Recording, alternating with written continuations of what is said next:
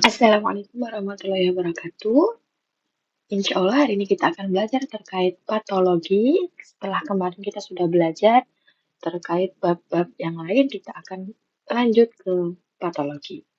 Kemudian pada patologi ini definisinya, patologi berasal dari kata pathos yang memiliki arti penyakit dan logos itu ilmu. Jadi, patologi adalah ilmu yang mempelajari tentang perubahan struktur dan fungsi sel, perubahan jaringan, maupun organ. Perubahan yang diakibatkan oleh penyakit. Nah, tujuannya untuk memahami penyebab, mekanisme, serta manifestasi klinis dari suatu penyakit. Jadi, patologi adalah ilmu yang mempelajari penyakit dan bagaimana suatu penyakit itu terjadi, sehingga bisa berperan untuk membantu dokter mendiagnosa berbagai penyakit. Kemudian, ilmu patologi ini diperlukan untuk yang pertama mendiagnosa penyakit. Jadi setelah kita tahu bahwa kerusakan apa yang terjadi, apakah di dalam sel, jaringan, maupun pada strukturnya, gitu ya. Jadi bisa diketahui penyakitnya, kemudian bisa mendiagnosa suatu penyakit itu dengan tepat. Selain itu, bisa menentukan penyebab dan tingkat keparahan suatu penyakit. Dan bisa memutuskan langkah pencegahan dan pengobatan yang tepat.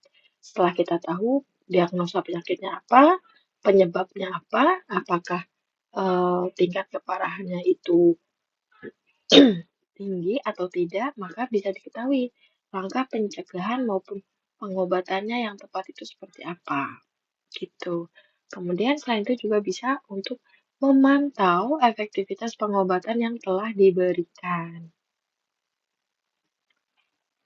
Nah, cabang dari ilmu patologi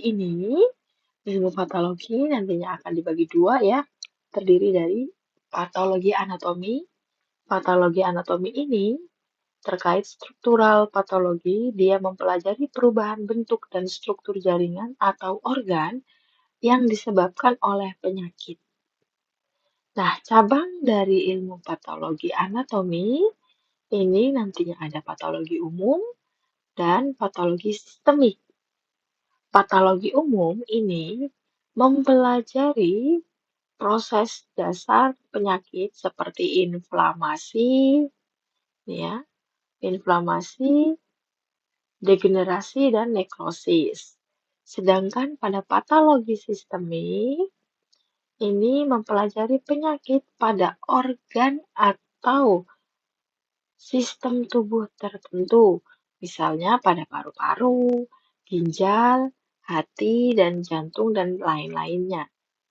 Kemudian, cabang ilmu patologi selanjutnya adalah patologi klinis. Pada patologi klinis atau fungsional patologi ini mempelajari perubahan fungsi dan komposisi kimia dalam cairan tubuh, gitu ya. Kemudian dari patologi klinis ini dibagi menjadi terdiri dari 4, gitu ya, 4 cabang. Ada hematologi, pemeriksaan darah, kemudian ada mikrobiologi, pemeriksaan kuman penyebab bakteri ya, yang bisa menyebabkan infeksi, kemudian imunologi, pemeriksaan sistem kekebalan tubuh, baik itu alergi dan sebagainya. Kemudian ada kimia klinik. Ini pemeriksaan fungsi organ dan metabolisme. Pemeriksaan dari keempat ini, dari patologi klinis ini, yang diperiksa yaitu cairan tubuh, baik darah, urin, dahak, dan lain-lainnya, gitu ya, dan lain sebagainya.